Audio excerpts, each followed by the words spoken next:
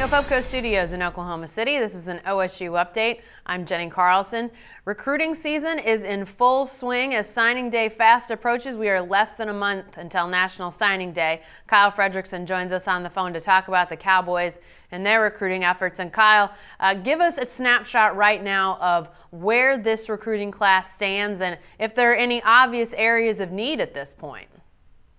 Well, yeah, like you had mentioned, it's becoming crunch time now with signing day on February 4th, and right now OSU's 2015 class, between the verbal commits and some JUCO guys and who've already signed their commitments in the early period, they're at 17 players. Now compare that to 27 in 2014, or 23 in 2013, and then 22 in 2012. So there's certainly going to be a few more guys added to this group. And when you look at how it's composed right now, there's certainly some glaring needs the Cowboys have. Early in this recruiting process, became pretty clear that OSU was focused on getting some offensive linemen in here to kind of help with some of the troubles the Cowboys have. As of right now, they've got 7 guys who either have verbal commits or signed on to play as JUCOs. There's 4 defensive backs. That seems to be a pretty solid group. But outside of that, that the Cowboys are really looking to get a few more guys, especially at wide receiver. As of right now, the Cowboys just have 1 player, and at running back, because as it stands today, there is 1 player, Todd Mays out of East Mississippi Junior College, who figures to play running back.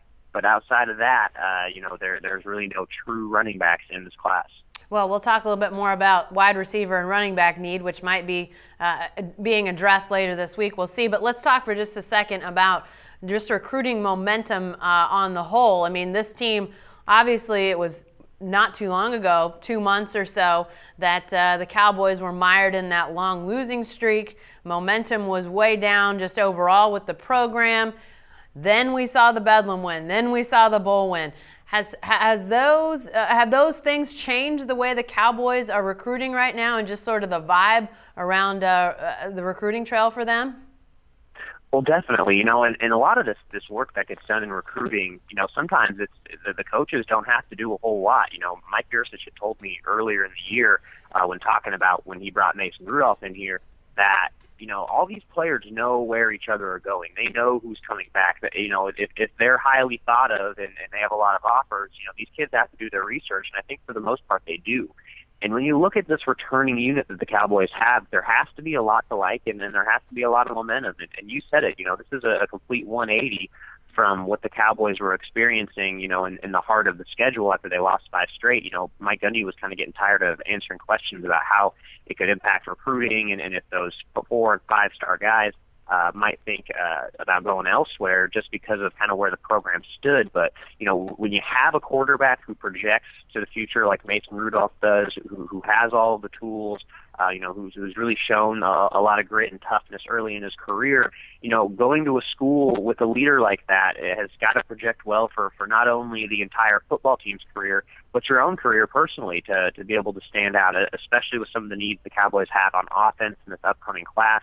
I think that success is pretty important, and I don't think we should also forget that Gundy made some pretty quick hires to fill some assistant coaching needs.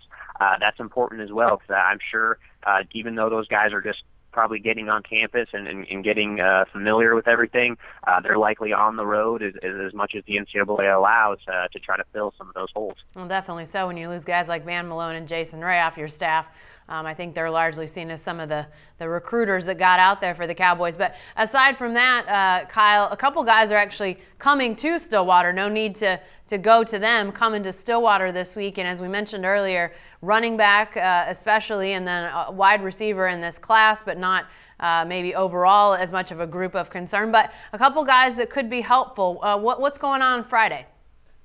Well, the OSU is going to host quite a few different recruits, on that day. It's going to be a big day for official visits.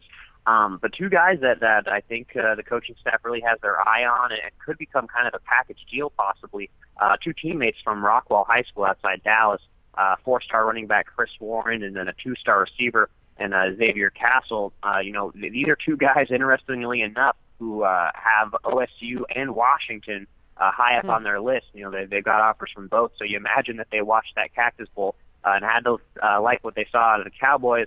Whether that'll influence their decision moving forward is yet to be seen. But these are two guys who are very dynamic playmakers. In the DFW area where high school football talent has been good to the Cowboys in years past.